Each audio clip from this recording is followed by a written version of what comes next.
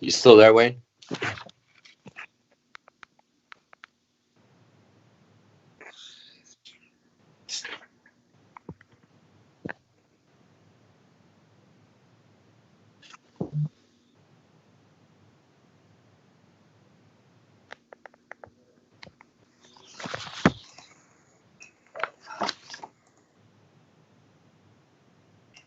I'm usually here like 6:45, 6:30. I figure I'd get down here and get all this stuff set up.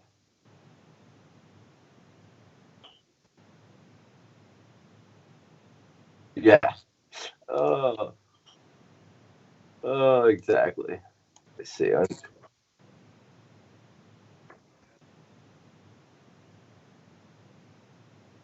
Yeah, I can see it on Facebook.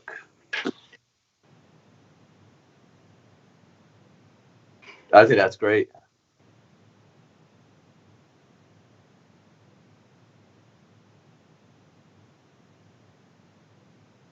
Yes, I like it.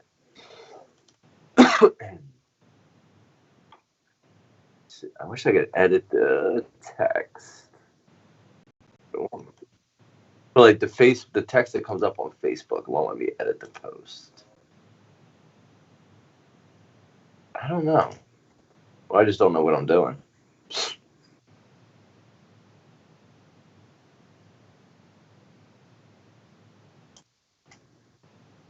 Oh, yes.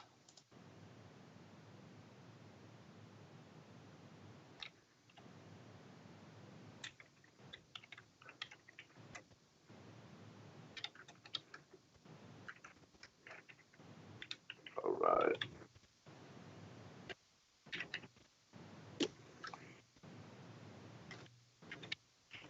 Yeah.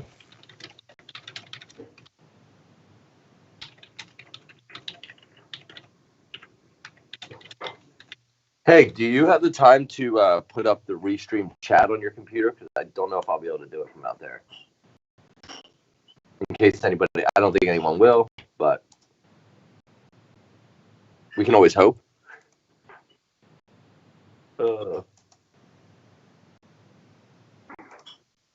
Here.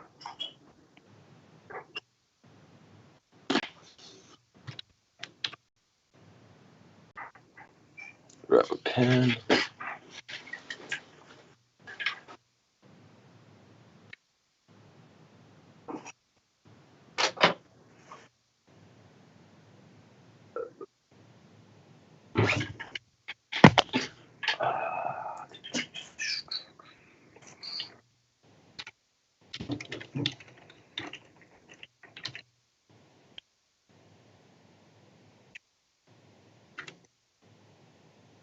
So Dan's good with patching us in or whatever he has to do. Cool.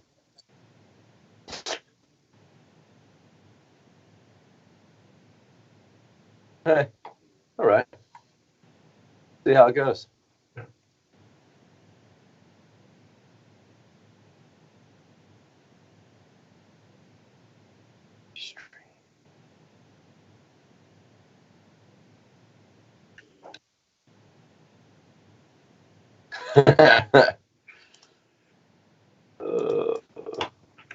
How's things up in the Lehigh Valley?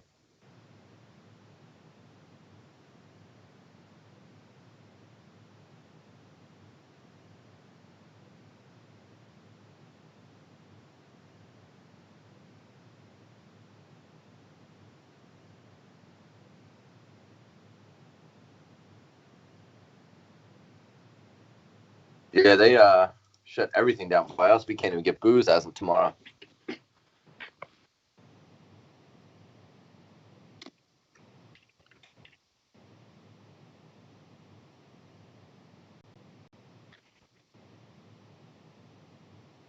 How's things for your family over in the UK or in London?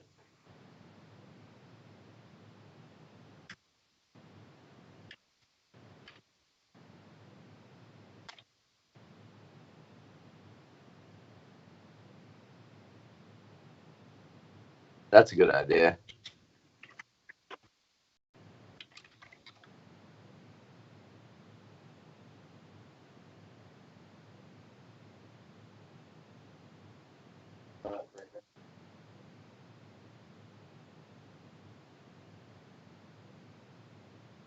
Oh, that's good. That's why I was just telling my mom on Saturday morning. She wanted to go to a party at my brother's house, and I called her and I was like, "Listen, I know you want to go, but you should err on the side of no." I was like, "You don't know."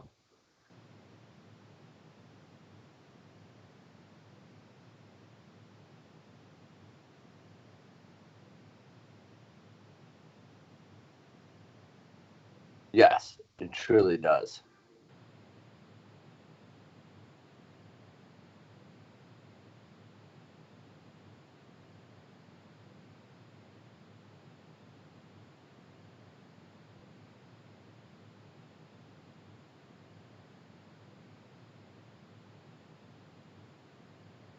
Oh, I didn't even think of that. That's very true. Oh, that throws a whole another layer of complexity for you, huh?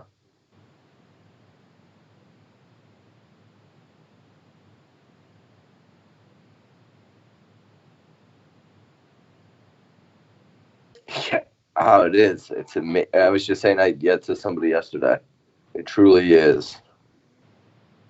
Hey, I'm going to be gone for 1 sec while I walk out to the car.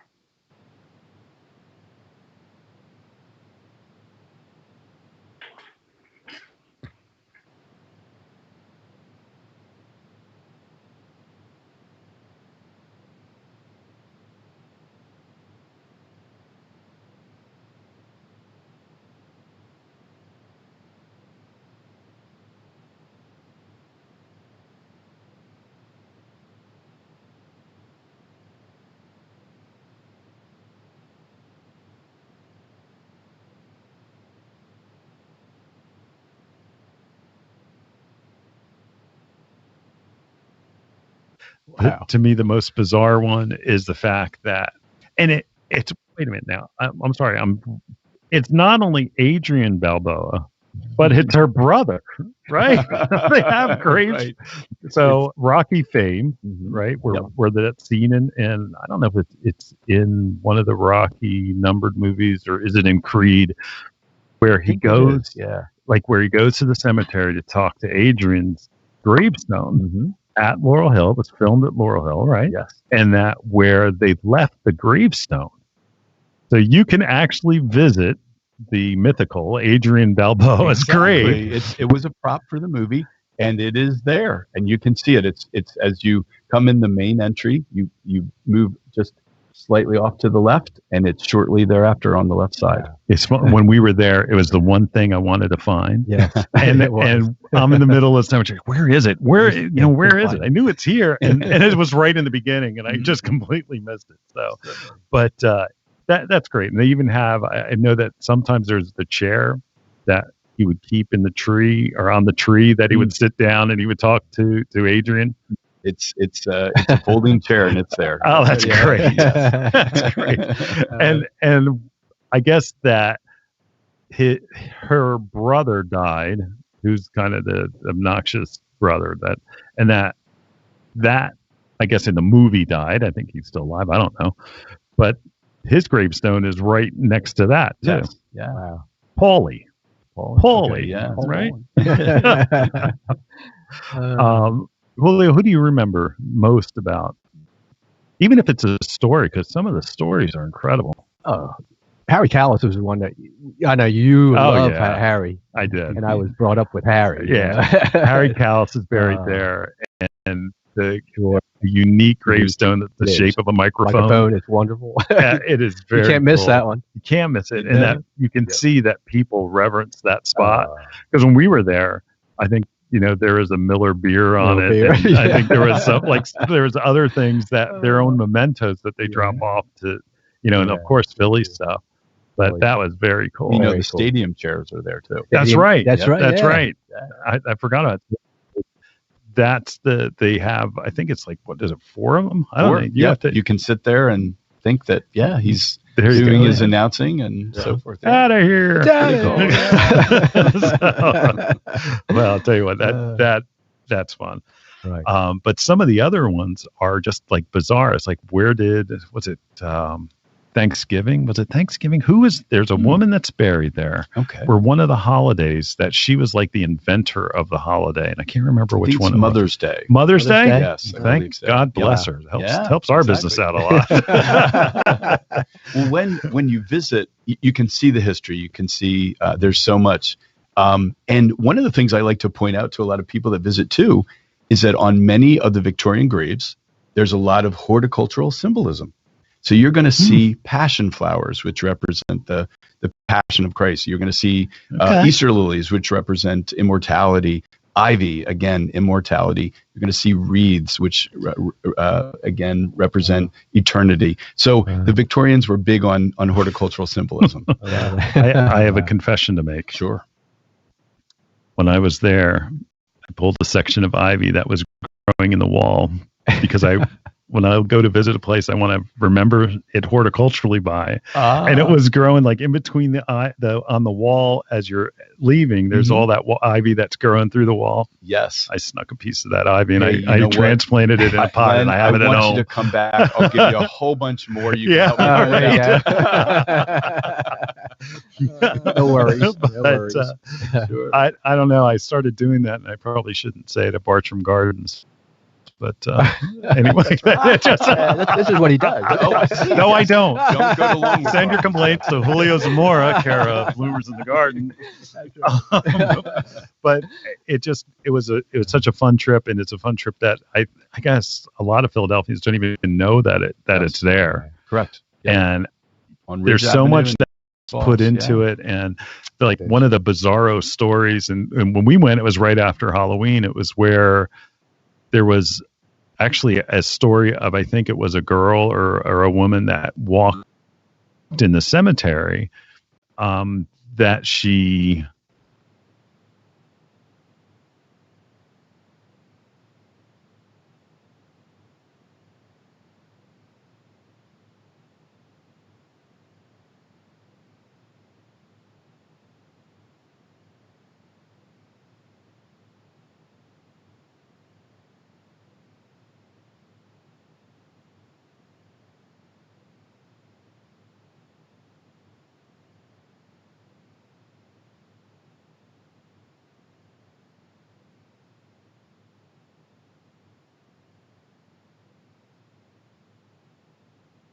Hey, can you hear me now? All right.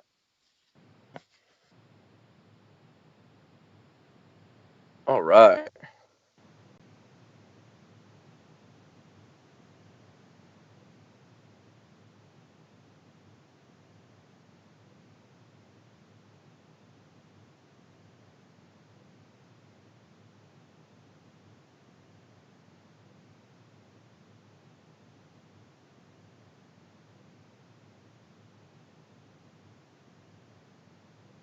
As ready as I'm gonna be.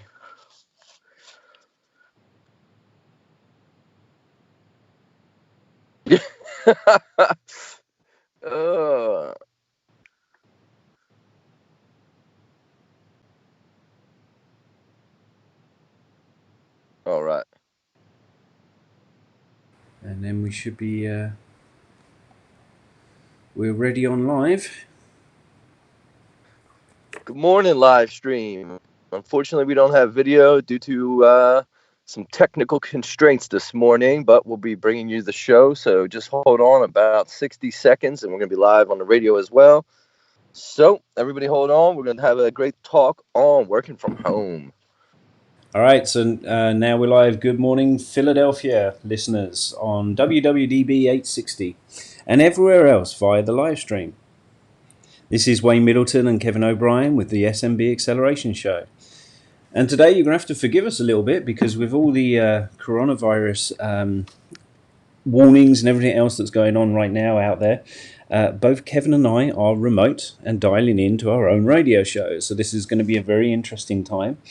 And you just hang in there with us. We're working out the kinks as we go. Today's going to be a good show. We're going to be talking about the small business. We're going to be talking about the impact of small business and the coronavirus, and how you can better streamline working from home, and helping your employees stay connected with you if you've got them, or if not, how you can streamline your own work ethic so that you're maximizing your time and not losing out on business. And with that, how are you? How are you doing this morning, Kevin? I'm doing well, Wayne. As the saying goes, may we live in interesting times, and it sure seems like we are living in interesting times. Yeah, sure. Every day there's a new piece of news and a new amazing thing that you thought you'd never see, like Italy shutting down, and now New York pretty much shutting down, and I'm sure there are more states to follow as we go.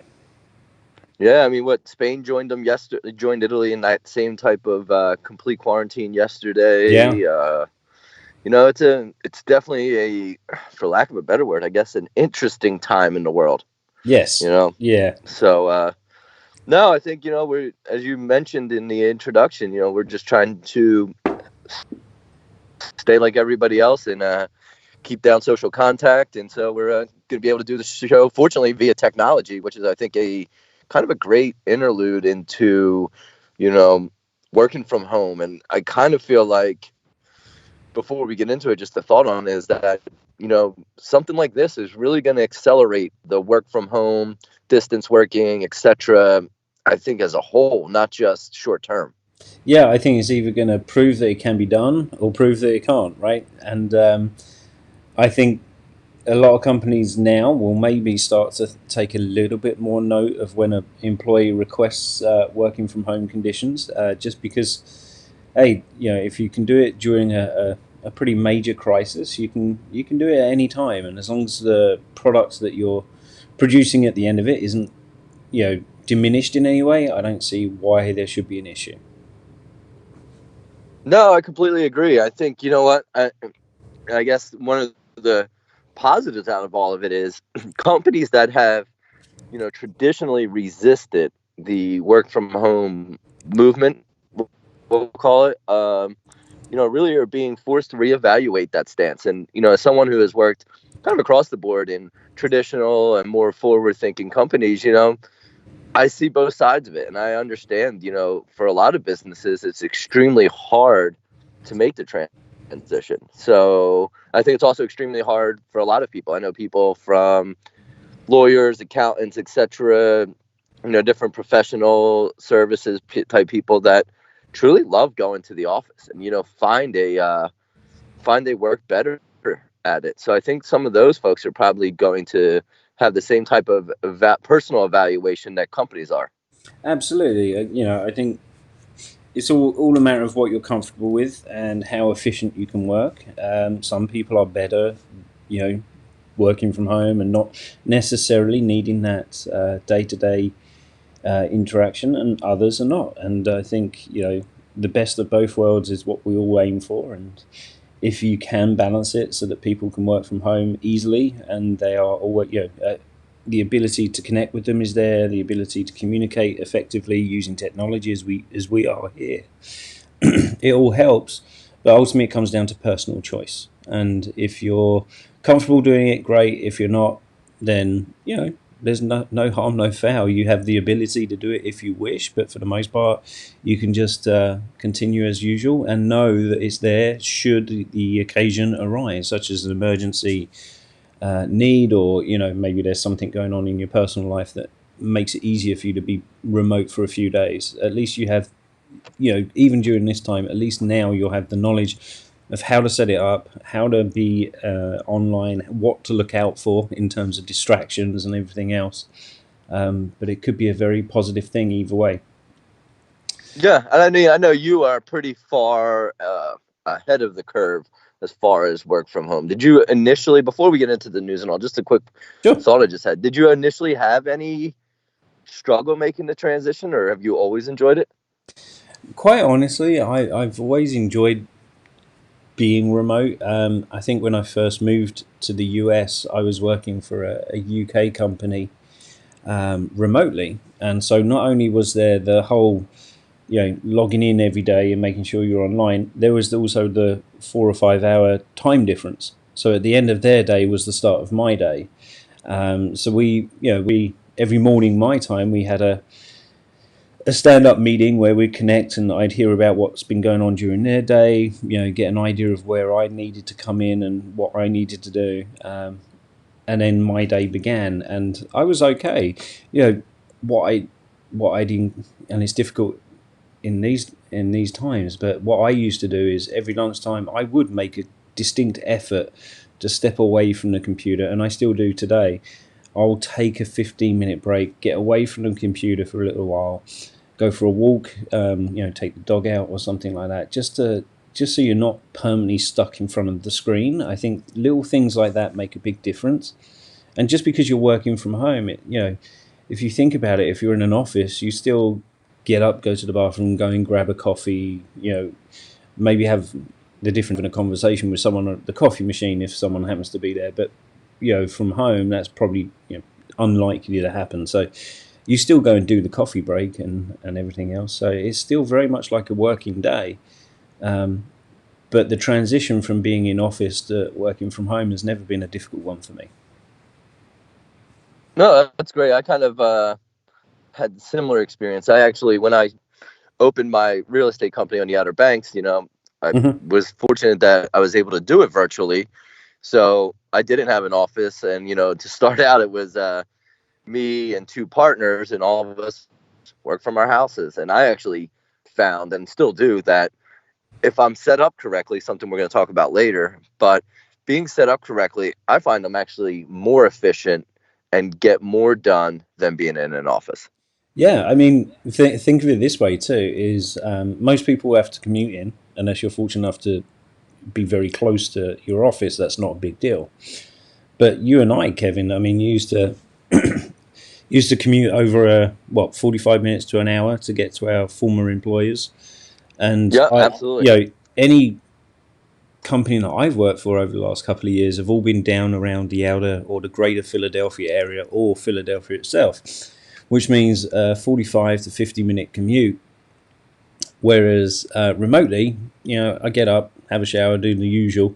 I can be online by 8 o'clock, which gets me starting earlier. It enables me to be more efficient in terms of getting ahead of the curve for the day. I can, catch up on everything that I need to do. And then ultimately when 5:30 comes along and everyone's kind of closing down for the day, that normally starts, let's be honest, probably around the 4:30 mark. So from 4:30 to 5:30, most people are starting to wind down their day, so they're not as productive. Whereas, from home, 5 to 5:30 is the time I'm going to cut off. I'm still working right up to 5:30, then I'll cut off. So you're actually more productive. You tend to be, you tend to get more hours out of that individual, which is good. And because they're more relaxed and less stressed, they don't necessarily get caught up in office politics, especially in big organizations. That can be kind of a challenge. And from a small business point of view, you haven't got the overhead of having a office and parking facilities and keeping the electricity on and all that craziness. It's all part of working from home. And so from an individual's point of view, it's great that I can during tax time claim back some of those costs. From a business point of view, they're just costs that you have, and they tend to be more. No, absolutely, that's so true. And I also always think about by having people not have to commute. I mean, how much more fresh do they start their day? Especially to what you were mentioning about the 45-minute to hour commute. If you spend 45 minutes to an hour, like yours, driving from the Lehigh Valley in traffic down to the Philadelphia area or into the city itself, you kind of burn a lot of you just spend an hour of like high alert, brain power, focus, everything on just getting to the office. So that whole first hour is of good kind of brain mental power is kind of wasted. It's an hour of dead time that you're just for the most part coming into the office stressed from the get-go. It takes you about, and I'll just, this is personal to me, but you've just driven in. There's a lot of traffic. You're getting frustrated. The stress level's going up, and by the time you sit down at your desk, you need about 20 minutes just to get yourself back into mental focus on what you're there to do. So I don't know, if the company I'm working for gave me breakfast like they did at my former employees, I'd go and make some breakfast. I'd stand up there for a little while, just eat, chilling out, trying to wind down. Then someone would come along, you have a conversation. Next thing you know, you're not thinking about what you're actually there to do that day. You're talking about another challenge that's just come in.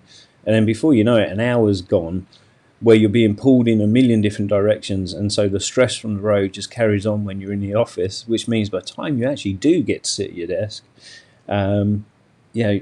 your mind is anywhere but your actual responsibility for that day.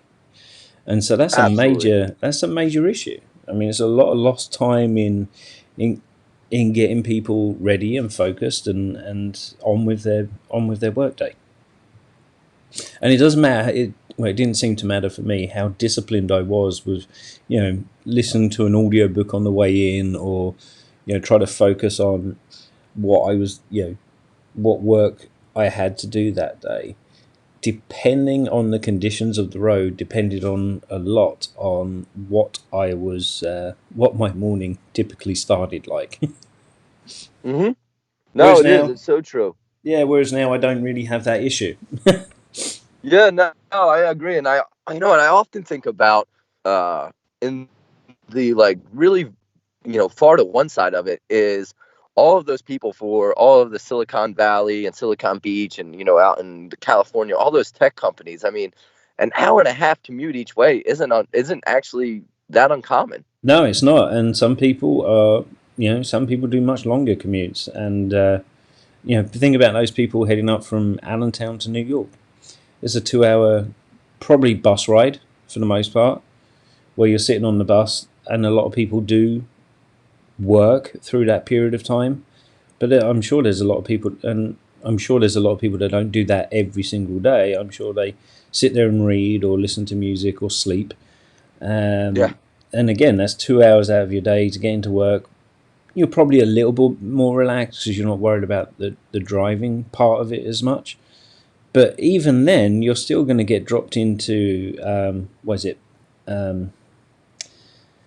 dropped into one location. You still then potentially have to get in on the subway or get a cab or walk to your business. So you're still adding an extra 20 minutes on, probably 30 minutes, depending on how far it is, before you actually get into the office and sit down and get on with work. And then you've got it, I don't know, for me, when it came to like that afternoon time, 4:30, okay, what traffic am I gonna face? How am I gonna avoid the biggest lot of traffic?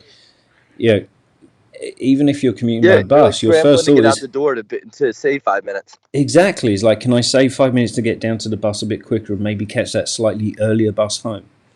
So yeah, I mean, the commute is the commute, and it's one of those things that we all have to go through and put up with for the most part. In which case, this remote period is a really good time to kind of see actually how much more productive your employees are by not having something like a 45-30 minute commute, if not longer. Absolutely, and that kind of I think is a good lead right into what I was going to say about my biggest really issue with marketers primarily, and even small business owners over the last, say, week, is all of the coronavirus emails I'm getting, and it's obviously not to just part of the engaged part of people's list. It's like a send all, Yeah, a mass mailing. Yeah, and the mass mailing, and I get it. If you're a restaurant or I frequent you or anything like that, you know what? And we're engaged, my son's martial arts schools or ballet studios or anything that kids might be involved with, where, we obviously engage. We're there a week or whatnot, yes, send me an update, please. They're obviously needed. Yeah. Like my son's martial arts school was probably the last one to close. They were in an area that hasn't really been affected yet that they know of too much. So they were kind of waiting it out, to kind of see if they could give people, that ability to get out if they still thought it was okay. But, over the weekend, they found out they had to close. So, yeah, they're the emails I want. But was kind of stuck in the house a little bit over the weekend. And I saw a couple other people, saying the same thing. And I was getting these emails from companies I may have bought something 5 years ago from. And honestly, that's a big turnoff. Yeah, I know what you're saying. I got a few too, and they got deleted immediately, just because I may have, I don't know, may have logged into your website 5 years ago. I don't need to know that you're handling the coronavirus by doing the X, Y, and Z. It really doesn't matter. And again, know your audience, know who's been engaged with you over the last year or so. Probably makes more sense than just doing a mass mailing to everyone in your database, because all you're going to do is create a lot of unsubscribes. Company. Yeah, you're gonna create a lot of unsubscribes from your newsletters or whatever, which is going to be a problem. Absolutely. I saw. I could even get your flag from your email program, right? Yeah. You can't send it because you got somebody unsubscribed. Yeah, you potentially risk being flagged for spam, because again, there's a lot of emails going around the coronavirus as it is. So you're just part of the noise, and if you haven't been engaged for, let's say, 2 to 3 years, you run that risk. You're treading a very fine line, especially if there's enough of your database that are no longer using your services or connecting with you in any way, shape, or form. It does run the Absolutely. risk of spam and everything else. I'll tell you, I did see an article over the weekend that I was highly appreciative of, and it showed you the awareness, and it was the CEO of Zoom.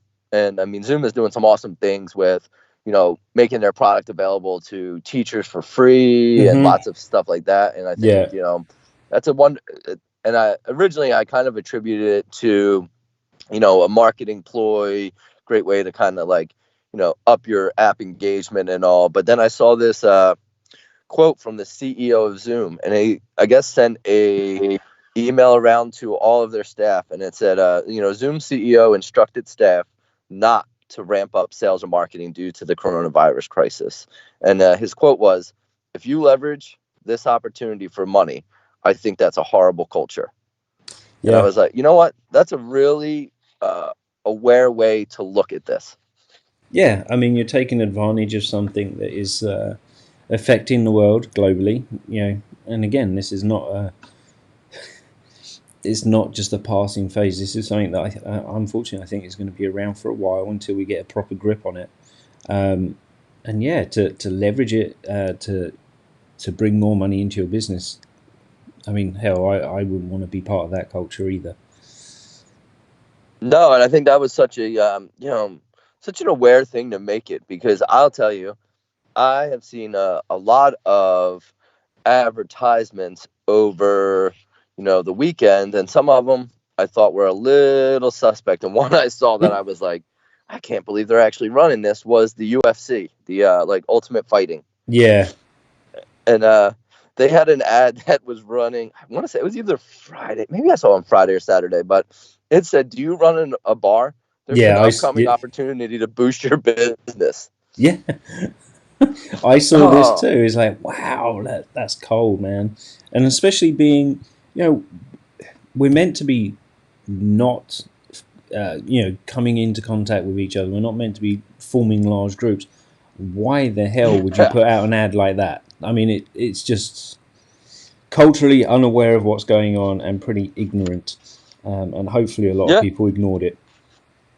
Yeah, and then on the other hand, I saw an awesome thing that from our buddy who we kind of mention every couple of weeks, I feel like, was Gary V. Yeah. And then he was, because he's a big proponent of, like we were talking with when Bart Mraz was on, from Sumo Heavy and all, and, Bart knowing Gary had a lot of great complimentary things to say, but, he was talking about, the flipping and going to yard sales and how Gary's really big into that, baseball cards, all that stuff. Yeah. And, Gary, had a really good tweet that said, I really believe that flipping, entrepreneurship, work ethic are so important and leads to a lot of self-fulfillment and often financial rewards. But when you take it into a place that takes advantage of things like a pandemic, it bleeds into territory that I think one should consider, exploiting fear. Yeah. And I really couldn't agree more. Have to agree. I'm a pretty big proponent of capitalism, but seeing those people, in all the stores hoarding things so they could resell them on Amazon at a time of crisis is pretty sad. Yeah, it is, and I'm sure we haven't seen the end of it. No, actually, I did see an interesting thing is the guy who made the news ended up getting a visit from the Attorney General of Tennessee yesterday. Oh, nice. That's cool. Yeah, the guy with the, 18,000 bottles of hand sanitizer? I don't know what the actual number is, so I kind of threw that number out there. I forget, there's an 1,800 or 18,000. There's whatever he had, a stockpile of hand sanitizer, stuff like that. And I guess the Tennessee Attorney General went to him and kind of told him it would be highly advised to make a donation of all the product to some local, first responders or charities. And I think he knew that he thought that was a good idea. Yeah. I mean, if he's knocking on your door telling you to do it, kind of get on and do it because there might be consequences otherwise, right?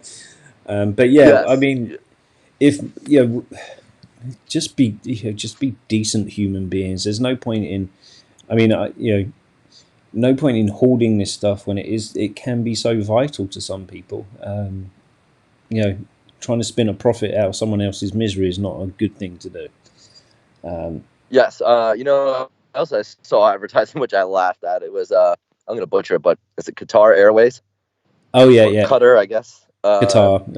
Qatar. Yeah, they were still running a whether you've already booked or are planning to in the near future, enjoy greater flexibility up to 3 days prior. I was like, oh, yeah. Come on, nobody there thought it. Like, you're a major corporation. This is something that should definitely be thought of. Yes. But, hey, I think a lot of corporations, people, especially over a weekend like this, a lot of times companies aren't, some companies like that should be, but a lot of times the people running your campaigns are traditional, work those traditional hours. Mm-hmm. They leave on Friday, and a lot can happen between Friday and Monday morning.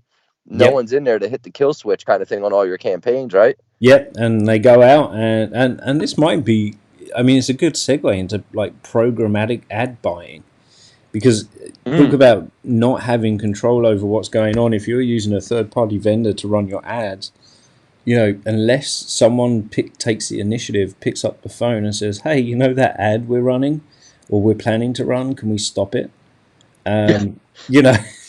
It's going to go out there and it's not going to reflect nicely on your brand. So again, it's just something to never, always kind of have a backup plan should something like the Qatar Airways go out there that backfires and just portrays your brand in just a very different light. Yeah, really a light you don't want to be, Exactly. Because it's not like if you're an airway, you almost just want to fly under the radar right now. Exactly. I would think. Yeah. No, I have to say, as much as I have bashed a few of these, I saw an ad that absolutely cracked me up over the weekend, and it was for Torx Soccer, and it was, the visual on the ad is pretty bad. I like where they're going, but it says penalty kick and heels, not recommended. Ball at 10.0 psi, a must. And it's all about this smart soccer ball pump. And I was like, well, it's kind of timely. People need to get outside if they can and away from people. It's a pretty interesting idea. But the ad imagery itself was just terrible. They kind of overlaid a high heel shoe that's tiny and green on a green grass background. And I was like, somebody could have done a little bit better with that. And then the copy on the landing page I just don't know how big a deal is a properly inflated soccer ball, generally speaking. That the perfect pump is necessary. Yeah, unless you're, for the most part, if you're going for a kick around, it just needs to be pumped up. And having played soccer for most of my life, I can tell you that 10 psi was the perfect pressure for a ball. I had no idea. So how important is it? I thought the same thing. Unless you're playing professional level and you're the person in charge of the balls, it's not important at all. I mean, it seems like a cool idea, but like I thought the same thing. I never knew in all this time that was the necessary PSI for a soccer ball. But I mean, if I'm gonna be stuck in the backyard for a couple weeks, maybe I need a perfect PSI soccer ball. Yeah, you should get out there and get one. It's vital. I think more of the what's the other one? What's the one that works with the app? Oh, it just was in my brain. I can't think of it. There's the soccer ball that it's an indoor soccer ball that works with an app and it runs drills on your TVs for your kids. Like that. Oh yeah, I saw that. Yeah, I saw. I can't remember the name of it, but I did see it. That's it. It's a great concept, but yeah, isn't the whole idea to get out and kind of play it rather than just be stuck in front of a screen? Yeah, that's where I lean with the concept. Is like I'd rather the kids in any weather just go to the backyard, kick the ball around. You need to feel the ball itself. Yeah. There is a massive difference between indoor balls and outdoor. And yes, Dan, yes. I can imagine the jokes happening back in the studio. Dan Dan, our technician, just sent us a message just saying so many jokes. It's a good thing you two aren't here. I can imagine. Well, sometimes levity's good at a time like this. Exactly, and I think this is a good segue to head into break. And when we come back, we're going to be talking about how you can set yourself up for success when working from home. So on that note, let's head to a break. Welcome to 2020. It's time to give your small business a good makeover. Why not look at a new website? Why not look at your brand and see how you're performing online? Or are you trying to grow your social media channels? SMB Acceleration Radio Show can have the answers for you. Join us as a guest or be sponsoring the show. We can help no matter what the problem. Call 855-308-3825. Want to promote your business or sponsor a show? Give us a call at 855-308-5825. And be sure to subscribe to our podcasts on Apple, Google, Stitcher, and all your favorite podcast platforms. Hey, did you hear the groundhog predicted an early spring? But why wait to find out if he's right or not? Start planning your summer vacation with our favorite option for booking that getaway in North Wildwood, New Jersey. Shore Points Realty, specializing in rental and sales in the Wildwoods and Cape May County for years. Shore Points Realty will help you land your dream home by the Jersey Shore. Call 609-522-2286 or visit them on the web at shorepointsrealtynj.com. All right, good morning, Philadelphia, and we're back. Again, a little bit of a different show today. We're both Kevin and I remote, working to isolate ourselves from everyone and diving into our own show. And so far, we hope it's going well and you can hear us well. And just before the break, we were talking about some of the crazy news that's out there and the bad choice of ads that people have been running. And now we're going to get into something a little bit more interesting around working from home and setting yourself up so that you have everything you need to kind of stay in communication with your team or with your business or with your customers. So, Kevin, let's kind of get into this. I mean, your side of work right now is, you're working in the marketing team. You're pretty much reporting into the leadership team at your company. How are you set to be able to keep the communication going, access the software you need to, and deliver on what you need to deliver throughout the week? No, that's a great question, Wayne. And I actually kind of, having worked remotely and knowing some of the challenges, I actually kind of set myself up with a two-stage plan. One, being that it's like a 75-person company, we have the traditional, on-site server. Everybody accesses. It's, a name drive on we're primarily all, right, other than our one department, it's all a residential. It's all a PC-based environment. Okay. So we have a server, you access it over a letter kind of thing. Yeah. We have remote access to the Citrix server, via Duo or something like that, where you have to get, the two-factor authentication, login, etc., which isn't bad. They actually recently, the timing was excellent here because, it happened to be that we just had it updated, so it actually is running better. Cool. But I also find some challenges with it, and as we had talked about in a previous show, where the person I helped migrate from Outlook to G Suite turned me on to the Chrome Remote Desktop application. Mm-hmm. I've actually set that up for my work computer to my home computer so that I can use Chrome Remote Desktop in addition to our Citrix server. And what I've been doing is going in and setting up, most of the InDesign, Photoshop, any files I'm working on. Yeah. In addition to having them on my computer, I'm uploading them to a secure Google Drive that I can access via the Chrome Remote Desktop. So Nice. I kind of have a redundant system that I can keep working kind of regardless of whatever. Yeah. So you can fundamentally, you've kept all the important files that you need to work on or keep updated or use on a pretty frequent basis remotely. So, should your computer crash, you've got the backup. Should the server be difficult to access at any time, you've got a backup. So you're really just building in the efficiency to be able to carry on regardless of what happens from the technological side. Absolutely, exactly, and that's really been my kind of goal with it. Is that just in case it ends up being a couple-week process or whatever, I'm able to keep moving forward. Because I might be wrong, but even in times like this, I think it's important to be able to keep churning out the things you do. Even if they're updates for some of our buildings we manage or anything like that. Yep. I just want to really be ready and able to handle whatever comes. Yeah, absolutely. And I'm guessing, things like email are not really disrupted by it, but should you need to have a face-to-face conference, I'm guessing you're relying on Google Meetup. Yeah, we have a Meetup. I would primarily use like Meetup Hangouts. Personally, I find they're easiest to use. Yep.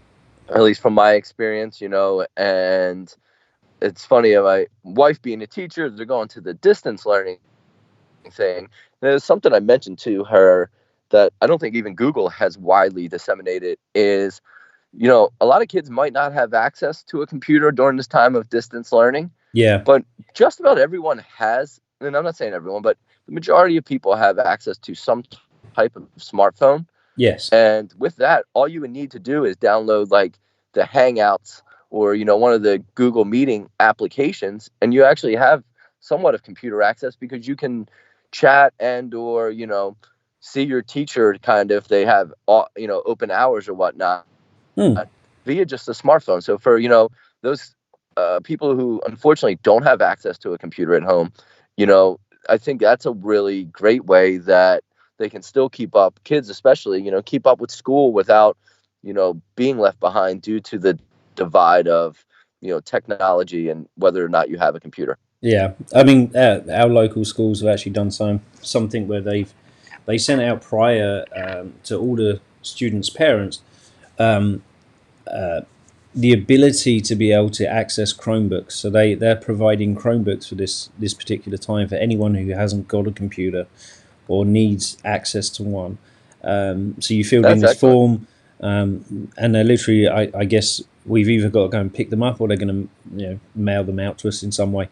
But everyone that they can, I mean, they have one for each student at every grade, which is awesome.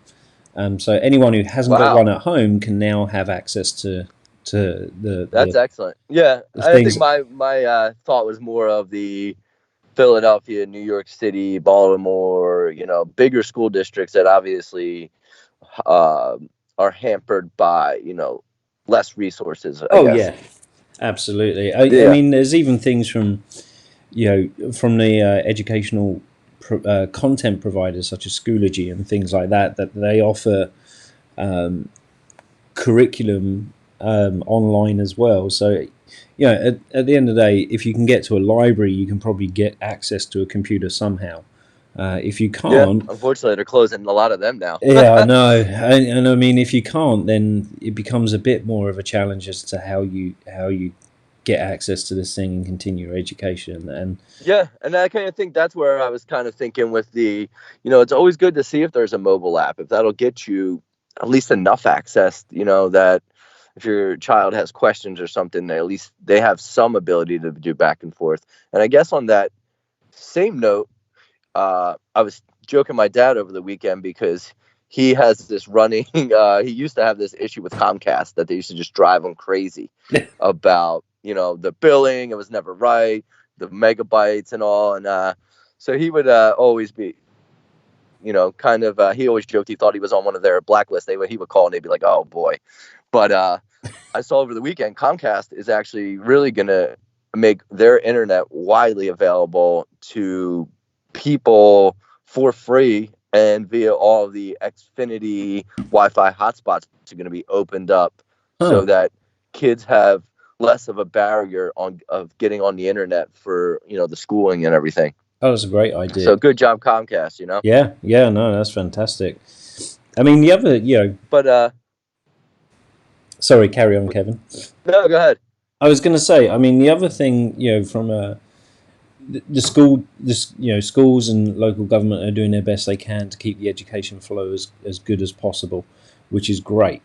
I think from a business point of view, if your employees are away from home, what can you do to help them? Well, if they are, I mean, unfortunately, some businesses are desktop bound, right? So they're only using desktop computers.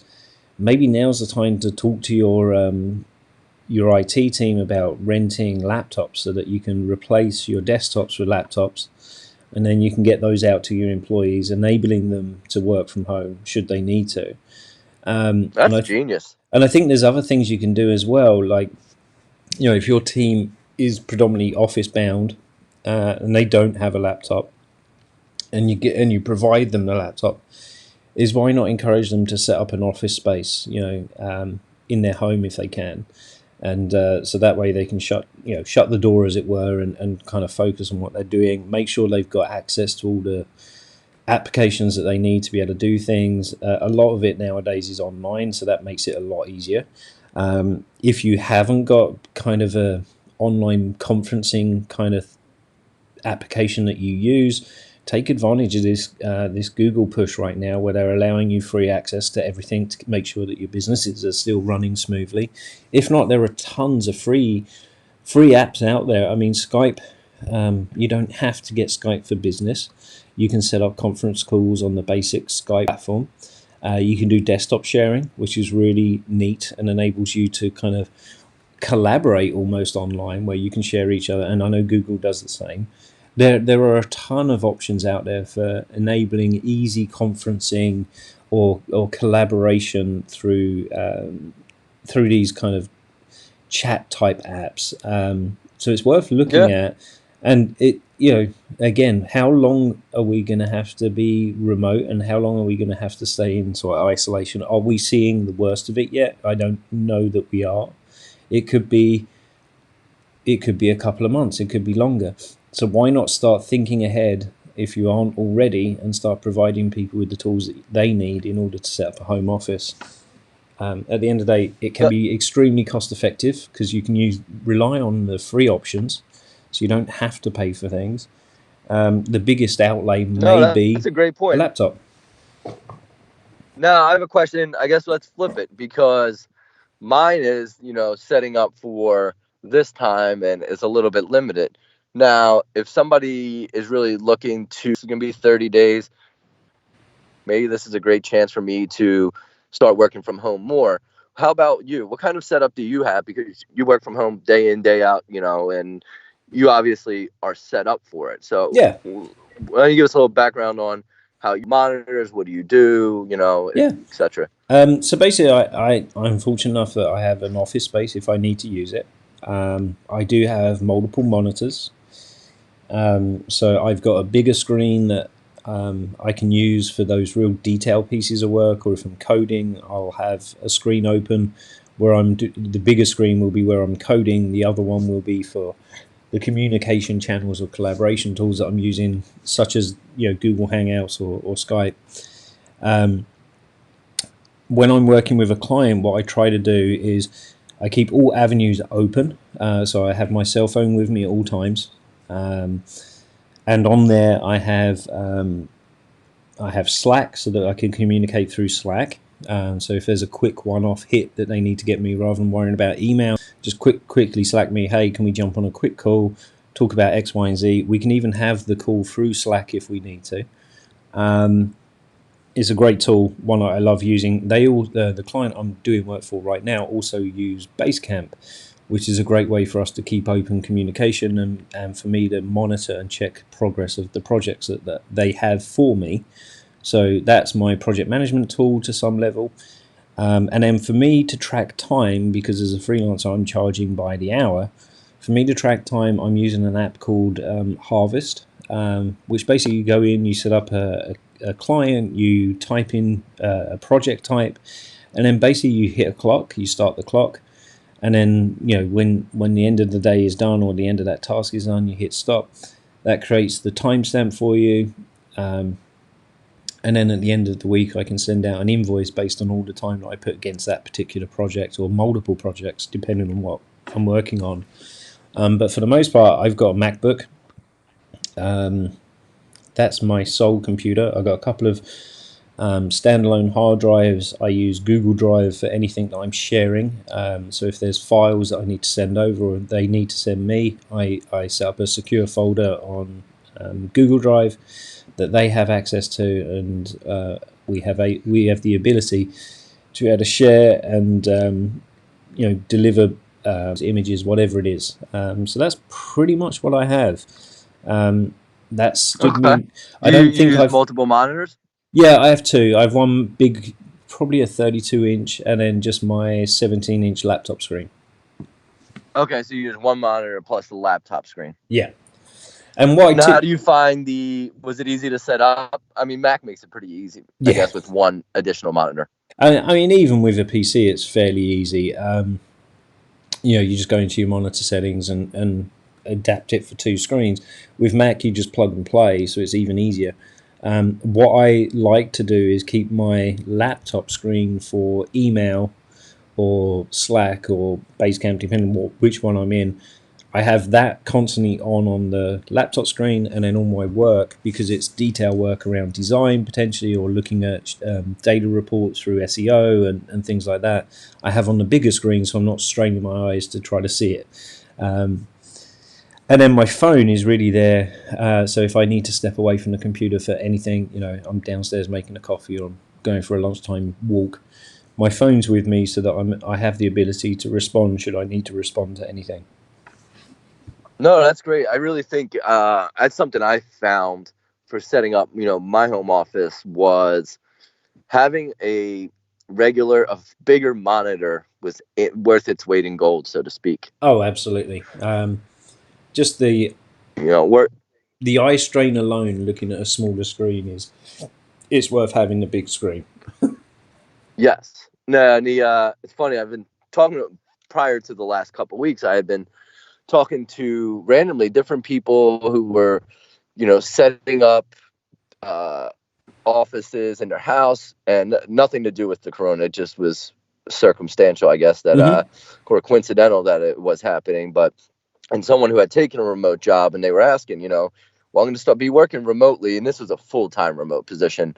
They were like, well, what would you really recommend? And I said kind of what you did. I said, number one, if you can have a space in, where you live to dedicate an office, that's ideal, because, it's kind of cuts down on distractions, which is one of most people's big complaint working from home. Yeah. And 2, buy a monitor, buy a good sized monitor so that you feel like you can actually see everything. Working on even a big laptop screen is really difficult all day long.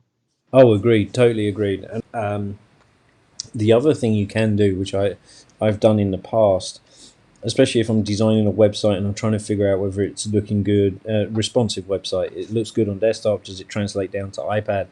You can actually set up your iPad as an addition too. So you've got kidding. You could literally have 3 screens going at any given time. So you can have your iPad, your desktop, and your larger monitor, so that you can work across all 3 screens. That's kind of interesting when you get into that world, because then you've got your own. Fundamentally, you've got your own UX or UI test environment. So I can now test. Oh, that's really interesting. Yeah. So how do you connect the iPad to the MacBook? So what I do is the usual iPad cable. I got I think it's the 3rd generation or 2nd generation iPad. So I'll use the usual connector, which is the small USB type. I'll add that to it. I'll set up on a little stand next to me, and then basically there's an app. The name escapes me right now, but there's multiple apps out there. There's one that I specifically use because of the coding aspect, but there are multiple apps that enable you to use the screen as a shared screen. So you just turn the app on, it connects, and you organize your screens according to how you want to work. So again, it's a fantastic tool, like from a development point of view, and it really helps me to see exactly what I'm building and how it works all the way down to the 2nd smallest size. I'm guessing if I looked hard enough, I could probably daisy chain my cell phone in too. Pretty much whatever app you have on iPad will probably be available for your phone as well. So fundamentally, you could have all of them available, like chained to your desktop, so that each one of them is a screen. And so, from a developer's point of view, it makes a hell of a lot of sense. From a designer's point of view, it can be helpful. From the everyday use, not so much, but the iPad one, I think, would be. So even if you've got just your laptop and an iPad, you could still have 2 screens, and you could still have your iPad running your email and communication channels, and whilst working purely on your laptop. Because a lot of the time, if you're trying to look at multiple screens, you're constantly flicking between them all.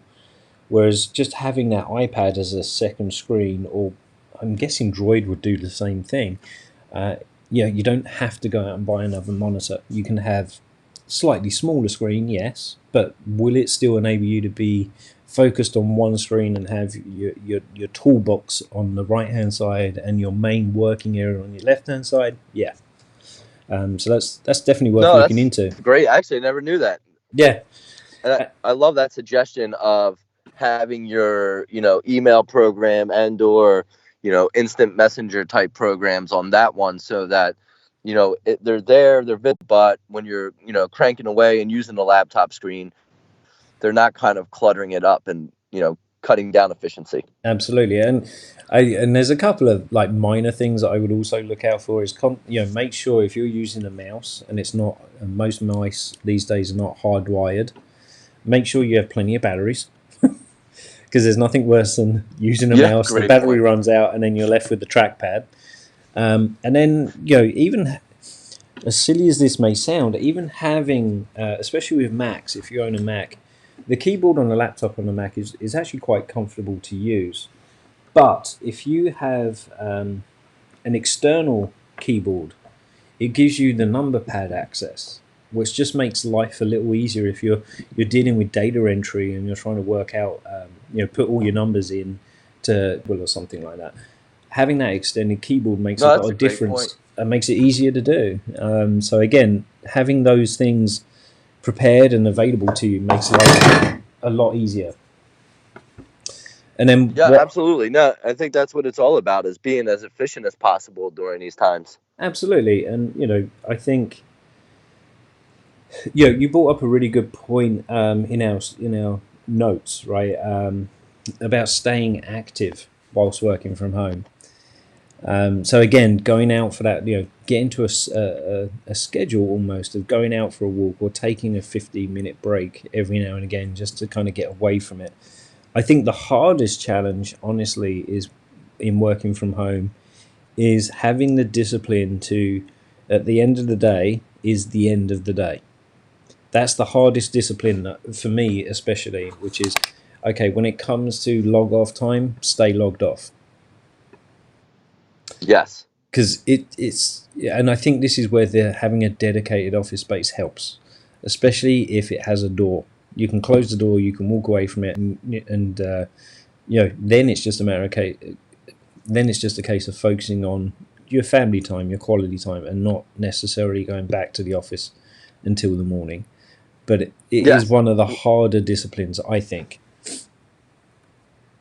Especially because a lot of times when you're working from home like you are, your computer is also your business.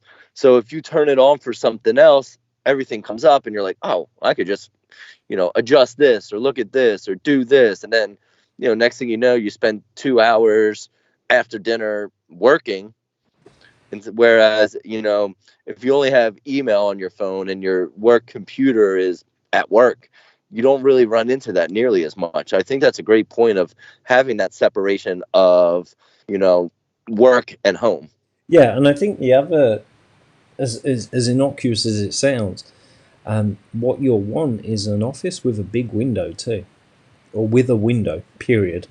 You get that natural light in. It gives you something to kind of look out on, so you're not constantly staring at the screen. I mean, don't plan your office how you want. That's a great point. If you can, I would recommend having a window.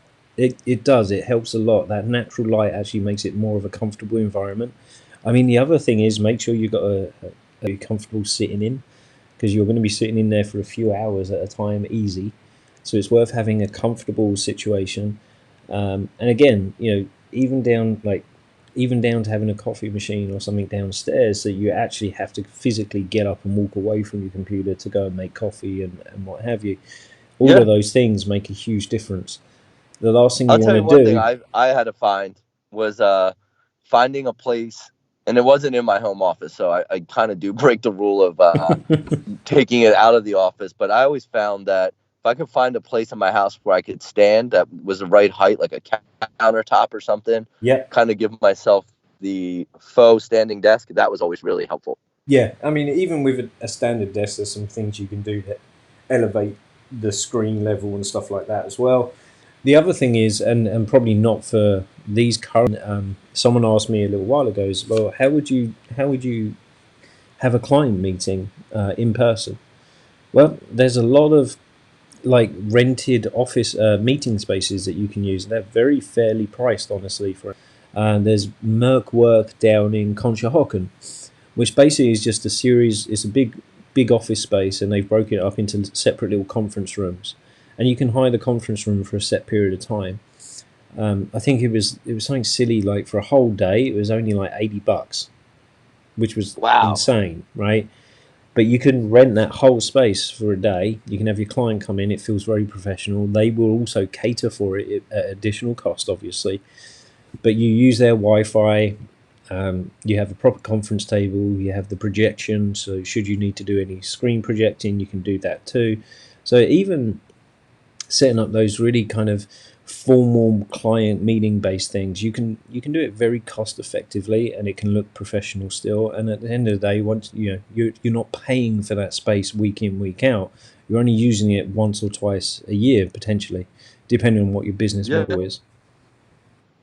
And I guess if you want to fake the office background during these times where you're on conference call, and you want to make it look like you're not sitting in your messy room or whatever it is, you could always use, what is the app, Chroma Screen or Chroma Key? Yeah. Isn't there I